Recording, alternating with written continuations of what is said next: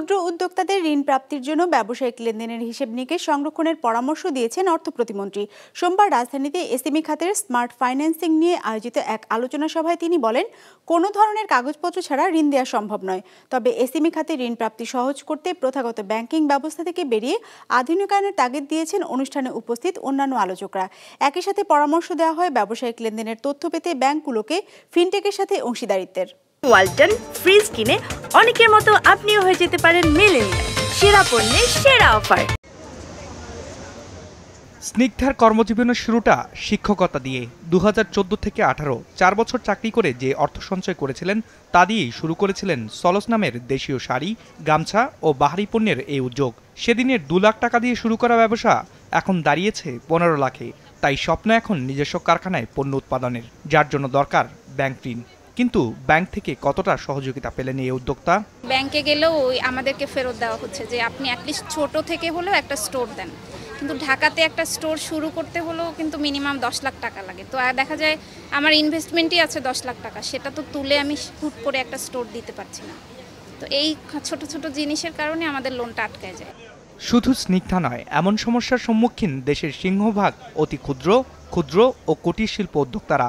তথ্য বলছে 2024 সালের মধ্যে ব্যাংকিং খাতে বিতরণকৃত মোট ঋণের 25% এসএমই খাতে দেওয়ার লক্ষ্য ঠিক করে দিয়েছে বাংলাদেশ ব্যাংক। আর এসএমইতে দেওয়া মোট ঋণের অর্ধেকই যাওয়ার কথা কুটির, অতি ক্ষুদ্র আর ক্ষুদ্র উদ্যোগে, যেখানে নারী উদ্যোক্তাদের জন্য বরাদ্দ রাখার কথা এসএমইর 15% ঋণ। ফাইন্যান্সিয়াল যে স্টেটমেন্ট এটা পাওয়া যায় না, ফর্মাল অডিটের তো দূরের কথা, রেকর্ডই নাই।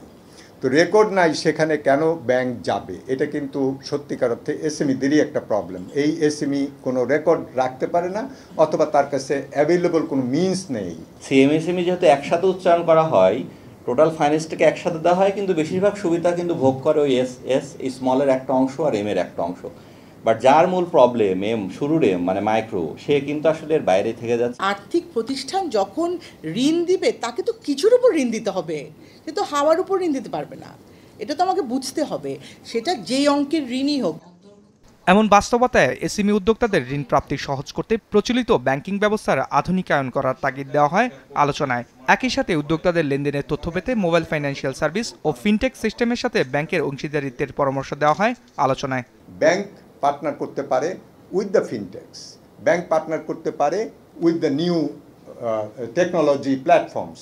সুতরাং তারা যাতে করে নতুনভাবে এই প্ল্যাটফর্মটাকে রিডিসকভার করে নতুন মডেলে ফাইন্যান্স করতে পারে, এই কাজটা করতে হবে। আর যারা বড় ব্যাংক, যাদের অনেক বড় পোর্টফোলিও অলরেডি আছে, তাদেরকে হাইলি ইনভেস্ট করতে হবে ইন আইটি অ্যান্ড ডিজিটাইজেশন। হিসেব বলছে মোট দেশজ উৎপাদন বা জিডিপিতে এসএমই খাতের অবদান এখন 25%। যদিও চলতি বছরের মধ্যেই এটিকে 32% উন্নীত করার লক্ষ্য আছে সরকারের। রায়হান শোভন, বিজনেস রিপোর্ট, মাছরাঙা টেলিভিশন।